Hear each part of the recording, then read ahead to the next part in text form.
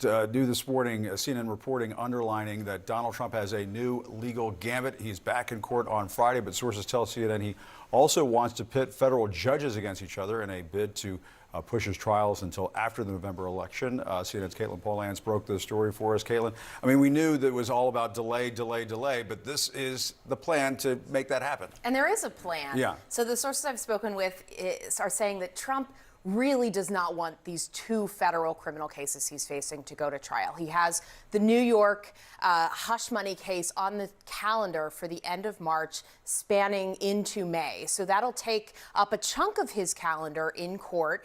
And then after that, there's a big question mark. Will one of these cases go to trial? Right now, his documents case in Florida, the classified records mishandling case, that's a federal case. It's scheduled to start in late May. But this Friday, his attorneys are looking to ask for a delay. That's what the sources are telling me. And they want to just move it gradually. They want to move it maybe a month or two into July. And then because that case is so complicated, once July rolls around, they hope that they have to move it back again. So the idea would be to elbow out not just having him go to trial in that case, but also to make sure he's not going to trial in the January 6th case, 2020 election before Judge Tanya Chutkan. They want to ice her out. That's what one source told me. Yeah, I mean, I get this case over here, so I can't do this one over here, and so on. You can understand how this can snowball out of control. I mean, you have, we should point out, we have some breaking news that's just come in the last several minutes. New breaking news on Trump. He's going to file this appeal in the civil fraud case. What can you tell us? Yeah, he is filing this appeal in his civil fraud case out of New York. He wants to hold off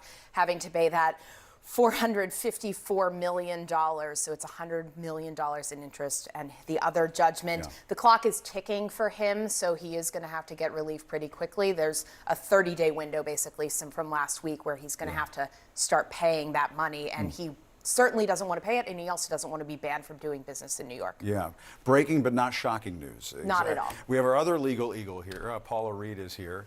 Paula, I mean, you know, we've been talking about this for some time now. He's going to try to not pay this, but he can't really do that.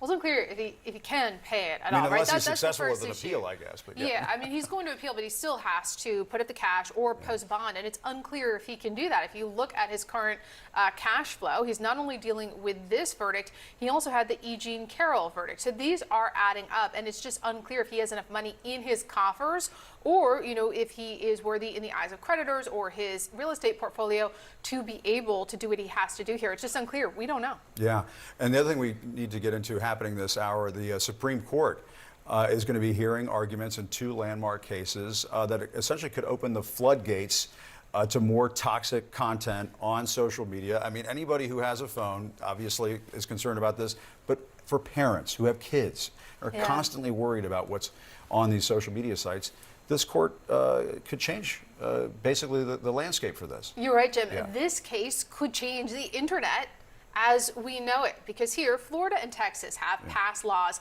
that would limit the ability that social media companies have to moderate what is posted on their platforms. Now, these states insist that social media, it's a new public square, and there should be protections for people to express themselves akin to what you have under the First Amendment, which of course only restricts the government's ability to infringe on your speech.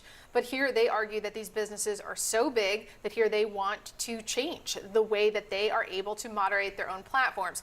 But a group called Net Choice, an industry group, has sued to block both of these laws, pointing out the most obvious, which is, hey, the First Amendment actually only applies to the government. These companies also have a First Amendment, and you are infringing on it. But it's interesting, the justices just started asking questions, and Justice Sotomayor, she started out by asking about, of all social media platforms, Etsy. And she talked about how they really have to be able to limit, I mean, forget about your hate speech, all those issues. She's just, they have to be able to limit what's on their platform. Otherwise, it would be infinite. Otherwise, they wouldn't be able to do business. I'm going to start selling my Duke mugs on Etsy if they're going to let this go through. That's what's going to happen. You did not make that yourself, did you? This was made for me. This is my little dog, Duke, and I'm struggling on putting this on camera. But anyway, Paula Reed, very huge implications, more than just bugs, disinformation, all of that very much at play here. Paula Reed, thank you very much. In the meantime, we do have some other breaking news to tell you, and I'll stop talking about my dog. President Biden is planning a rare visit to the border on Thursday. Let's go straight to the White House. CNN's Priscilla Alvarez. Priscilla, this is a very big deal. A lot of folks have been asking, will the president go to the border? It sounds like he's going to the border.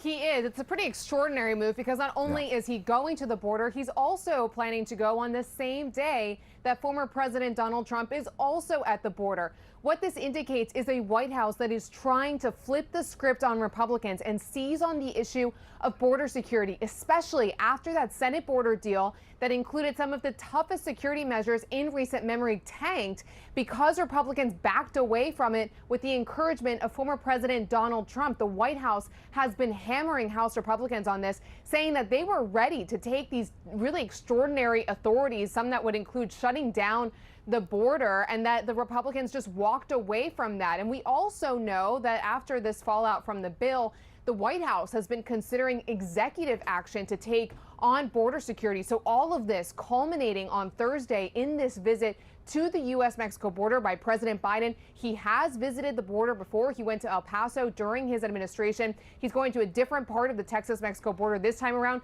clearly trying to show do a counter-programming here with former President Donald Trump.